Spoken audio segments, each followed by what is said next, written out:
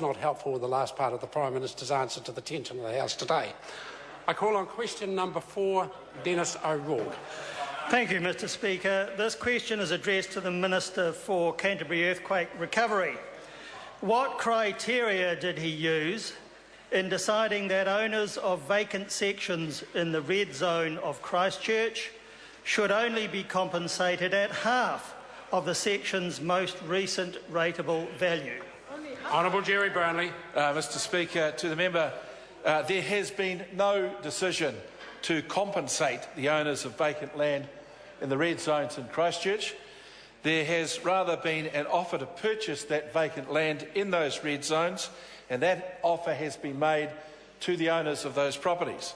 The criteria for determining the offer was in relation to the original red zone offer to insured homeowners in those areas, where we sought to give those people certainty, simplicity and confidence moving forward.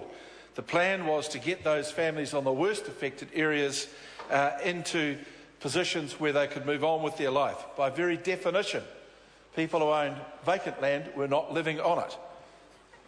Supplementary question. Denis. Point of order, Mr Speaker.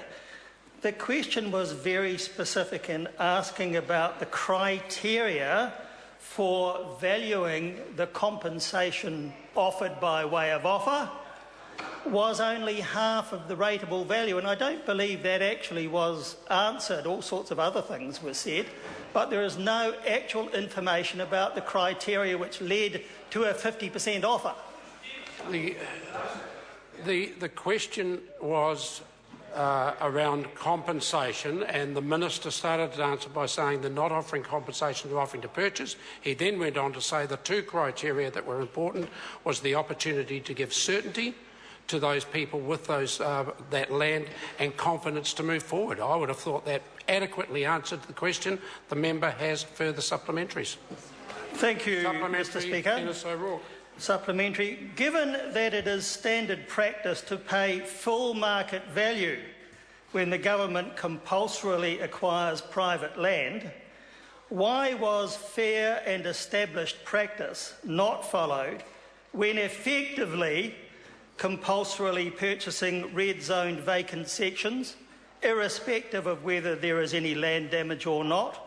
Or is the government just taking advantage of a disaster situation to get the land on the cheap? Honourable Jerry Brownlee. Mr Speaker, firstly, I refute many of the allegations and inferences in the member's question, but what I will say is this, that if he wants to insist that the government pays market valuation for those sections, he doesn't do those people any good at all. We had a valuation conducted on 4,165 properties, 136 properties, in the 30th of June 2012, and the result of that was that the market value assessed for those properties was $2,600 per property. If he wants to get them that, good luck with your crusade. I want to be more generous and give them 50% of the 2007 valuation. Question number 5, Kanwaljit Singh Bakshi. Thank you, Mr Speaker. And my question is to the